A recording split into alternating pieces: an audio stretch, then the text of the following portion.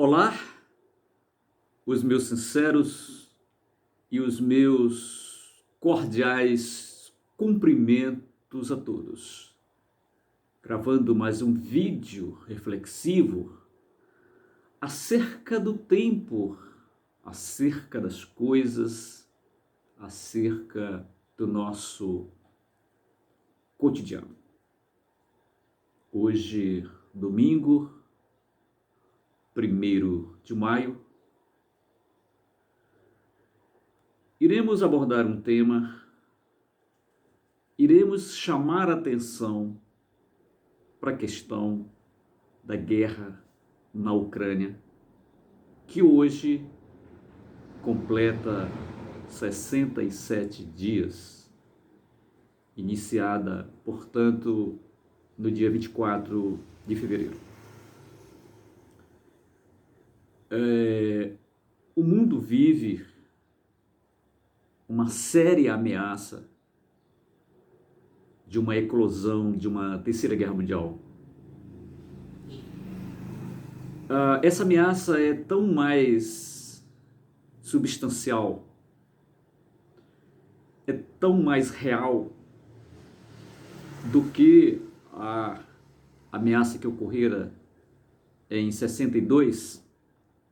1962, em relação à questão dos mísseis soviéticos em Cuba. Então, se nós olharmos a escalada das retóricas, é acompanhada também da escalada de sanções econômicas à Rússia. A Rússia está isolada do mundo inteiro. Está sendo alimentado a russofobia. Não se pode mais nem cardápio de comidas russas. Os restaurantes já estão também sancionando. Então nós iremos hoje, dentro das nossas possibilidades, porque quando se trata de guerra, a primeira vítima é a verdade. E durante essa guerra, uma das coisas mais claras que tem ocorrido é que nós não sabemos, de fato, o que está acontecendo. Devido à falta da verdade, vamos dizer assim, há uma propaganda, uma retórica de ambas as partes. Mas o que podemos dizer? A Rússia ela tem adotado uma tática que é uma tática da ambiguidade, o que eu chamaria a tática do gato quando está diante da presa, ou quando está com a presa ali na sua mão. O gato se finge de morto. Então, ora, nós estamos vendo a Rússia atacando um determinado ponto e depois simula que está se retirando. Há também uma simulação de que as armas que a Rússia está usando não são armas eficazes. E por não ser eficaz, isso está dando a reação, a resistência ucraniana, um significativo avanço no campo de batalha. Mas o que nós estamos vendo é o seguinte: a Rússia ela está gradualmente utilizando a sua capacidade militar, à medida que a Ucrânia, que nesse momento é armada pela OTAN, nós não podemos nos enganar que a guerra não é agora com a Ucrânia, a guerra é com a OTAN, com os países que integram o bloco da OTAN liderado pelos Estados Unidos, que estão colocando arsenais de armas pesadíssimas nas mãos dos ucranianos, que também não são só ucranianos, há mercenários estrangeiros lutando lá no território da Ucrânia. E o que isso vai ocasionar? Exatamente o uso de armas mais letais por parte da Rússia. Ou seja, à medida em que o conflito vai sendo escalado pelo uso de armas mais letais por parte da Ucrânia, diga-se, armas da OTAN, então a Rússia está empregando aquilo que há de melhor. E por parte da OTAN, nós vemos que é uma tática da arapuca, ou seja, é como se estivesse pulando de um pé só para não disparar a arapuca por cima de si mesmo. Então cada um está estudando a tática do inimigo. E agora parece que a OTAN vai entrar para valer no conflito. E é exatamente esse ponto que eu quero chamar a atenção para a real possibilidade do mundo entrar num conflito de escala mundial, ou seja, a Terceira Guerra Mundial. O próprio ministro Lavrov, o ministro russo, e o próprio Putin já não descarta a possibilidade de que a partir de agora o conflito entre num novo patamar, que seria um patamar de uma escala global, de uma guerra total. Então, meus amigos, nós estamos diante de uma situação muito séria, de uma ameaça de uma guerra nuclear. A velha humanidade, que sempre cuspiu no prato, agora parece ter despertado o seu arcaico instinto de comer carne crua, a sua carne própria. Parece que a humanidade, então, ver-se diante do afloramento de instintos animalescos e que lhe poderá levar, portanto, aquele que será, o que seria, o que será o último conflito. Um último conflito que não sobrará ninguém para contar da história. E aí, apenas poucos sobreviverão. Os insetos, por exemplo,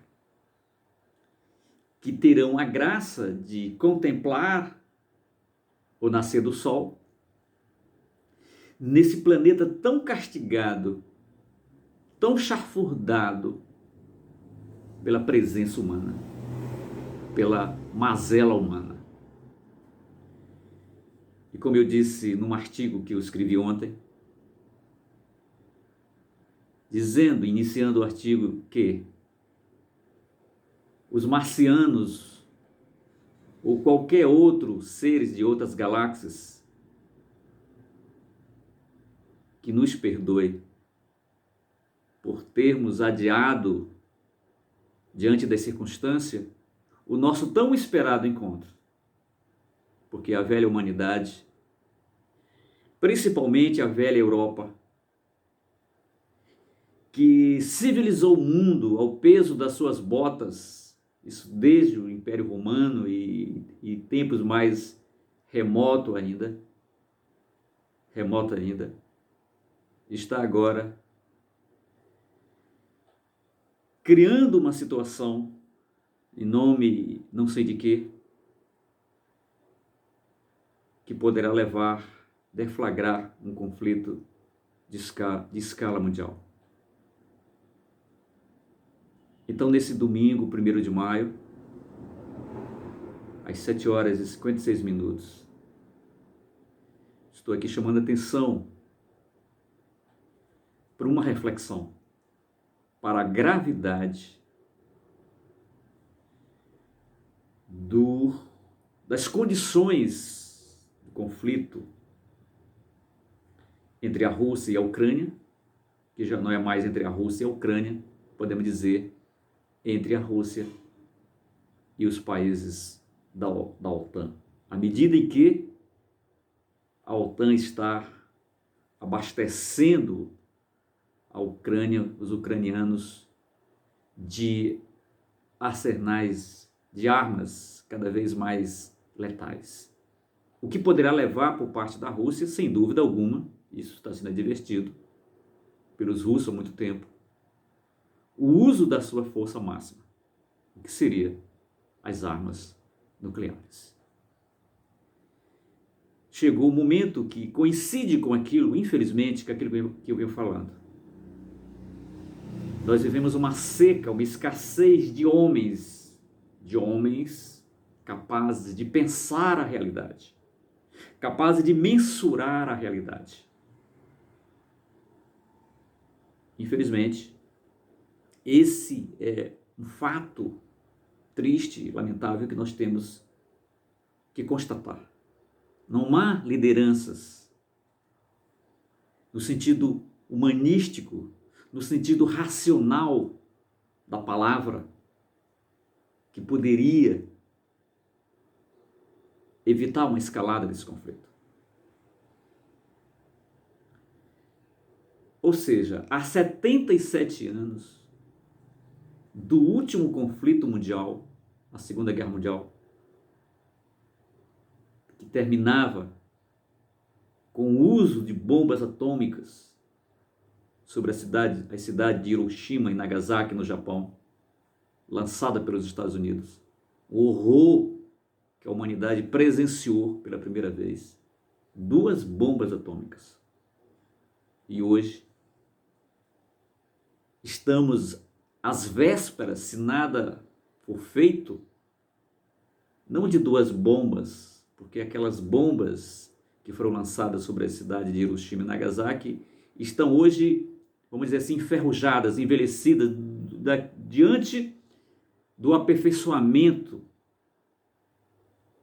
das novas armas de extinção em massa que foram feitas e que são colocadas aí em mãos de inúmeros países, do Paquistão a Israel, a França, a Inglaterra, os Estados Unidos, a Rússia, a China, e que estimula, de certa forma, que outros países façam da mesma forma. É o caso da Coreia do Norte, que tem reiteradas vezes aí, principalmente nesse ambiente de guerra da Ucrânia, tendo feito testes de mísseis, enquanto os olhos do mundo estavam voltados para o leste europeu, especificamente lá na Ucrânia. Vê a questão do Irã também. E se não houver uma escalada do conflito agora, por esses dias, eu espero que não, se terminasse a guerra agora entre a Rússia e a Ucrânia, ou entre a Rússia e a OTAN, o mundo já não será mais o mesmo. Porque dos aspectos desse novo mundo, dessa nova ordem, dessa geopolítica, vamos dizer assim, será os países investirem cada vez mais em armamentos, inclusive armas nucleares. A Alemanha mesmo já anunciou que irá investir pesadamente parte do seu orçamento em armas. E aqui pelo Brasil também, sem dúvida, irá seguir o exemplo dos países. Então o mundo irá entrar numa corrida armamentista sem precedente. Ou seja, uma paz armada. Uma paz armada que durará por quanto tempo?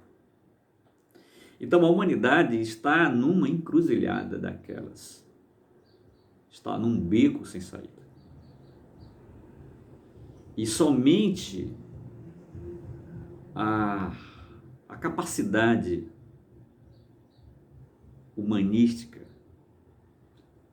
de filosofar sobre esses acontecimentos, de tirar lições, reflexões do estágio, do patamar em que nós estamos agora, e também uma dose de humildade, onde todas as lideranças têm que dar o braço a torcer. Ou a gente faz isso, ou adeus à humanidade. Infelizmente, esta é a realidade que de uns dias para cá vem agravando-se cada vez mais. Portanto, nesse 1º de maio, agora 8h02, claro, a minha homenagem a todos os trabalhadores e as minhas reflexões acerca da gravíssima situação em que o mundo está a enfrentar, de uma real ameaça de uma terceira guerra mundial, que eu torço, que eu espero que não ocorra. Aqui me despeço, desejando a todos um bom domingo, agradecendo mais uma vez pela sua preciosa atenção. Até o próximo vídeo reflexivo.